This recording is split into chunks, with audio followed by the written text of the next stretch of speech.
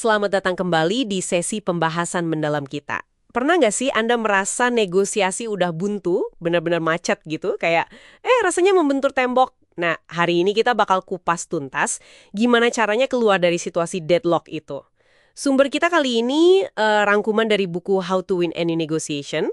Fokusnya di bagian yang membahas cara menembus tembok kebuntuan atau running through walls gitu istilahnya. Jadi, misi kita jelas ya, membekali Anda dengan strategi praktis yang bisa langsung dicoba pas lagi buntu negosiasi. Iya, tembok kebuntuan itu memang sering muncul ya dalam negosiasi. Wajar kok. Tapi kayak yang dibahas sumber kita, kuncinya itu bukan panik atau malah jadi adu keras kepala gitu, tapi lebih ke gimana ya punya strategi yang terstruktur plus sedikit kreatif.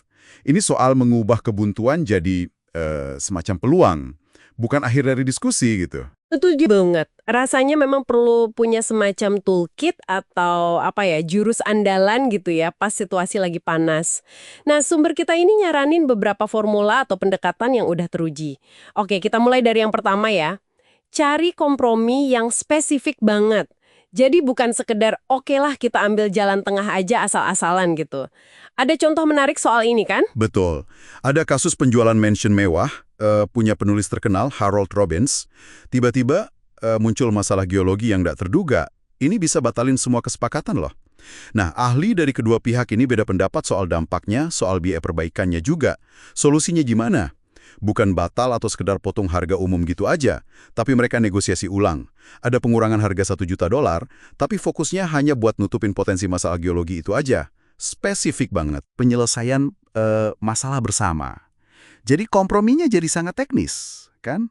Nggak ngawang-ngawang, bener-bener nyasar ke akar penyebab deadlocknya. Bukan cuma tarik ulur angka acak.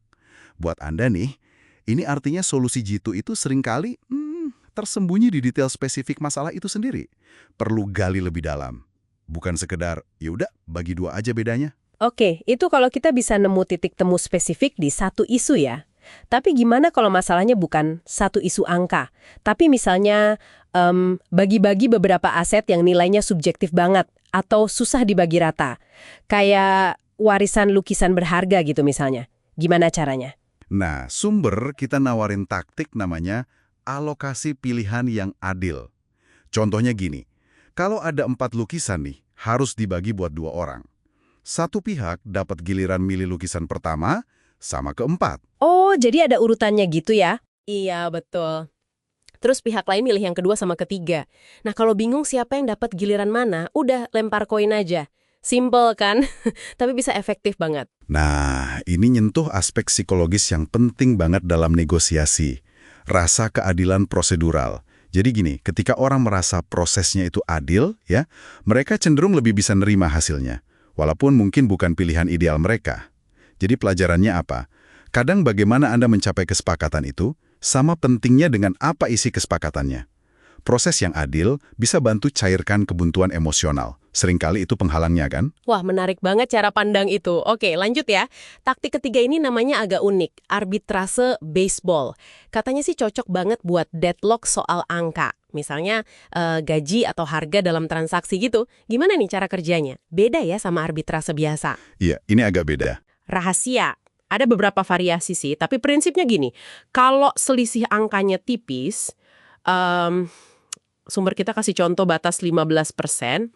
Nah, angkanya bisa dirata-rata aja. Oke, itu kalau tipis ya.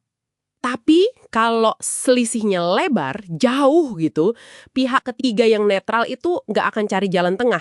Mereka bakal milih satu aja dari 2 tawaran itu. Yang mana yang dianggap paling realistis dan masuk akal. Jadi, satu tawaran diterima utuh, yang satunya ditolak. Gitu. Wah, ini secara strategis cerdik banget sih. Mekanisme ini tuh bikin insentif kuat buat kedua pihak supaya ngajuin angka yang wajar dan bisa dipertanggungjawabkan dari awal. Kalau Anda ngajuin angka yang terlalu ekstrim, ketinggian, atau kerendahan, ya risikonya tawaran Anda ditolak mentah-mentah jadi gede banget. Ini maksa kita mikir, oke, angka berapa ya yang argumennya paling kuat, yang paling mungkin diterima sebagai realistis sama pihak netral. Maksa refleksi gitu. Jadi kesimpulannya apa nih buat Anda? Intinya gini, ketika negosiasi rasanya udah mentok tembok, jangan langsung nyerah. Ingat, ada banyak cara kreatif buat nerobos tembok itu. Bukan melulu soal siapa yang paling ngotot atau paling keras kepala.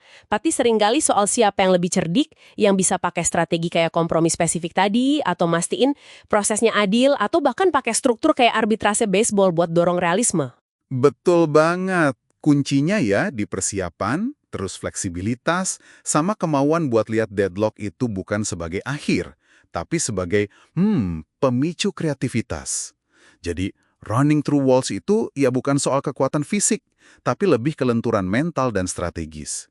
Buat nemuin jalan alternatif yang mungkin belum kepikiran sebelumnya. Oke, sebelum kita tutup, ada satu pertanyaan nih buat Anda renungkan di rumah. Dari 3 taktik yang kita bahas tadi, kompromi spesifik, alokasi pilihan yang adil, sama arbitrase baseball, mana yang kira-kira paling mungkin berguna atau paling relevan ya sama situasi negosiasi yang sering Anda hadapi? Kenapa Anda mikir gitu? Terima kasih banyak sudah menyimak pembahasan mendalam kita kali ini. Sampai jumpa lagi di sesi berikutnya ya.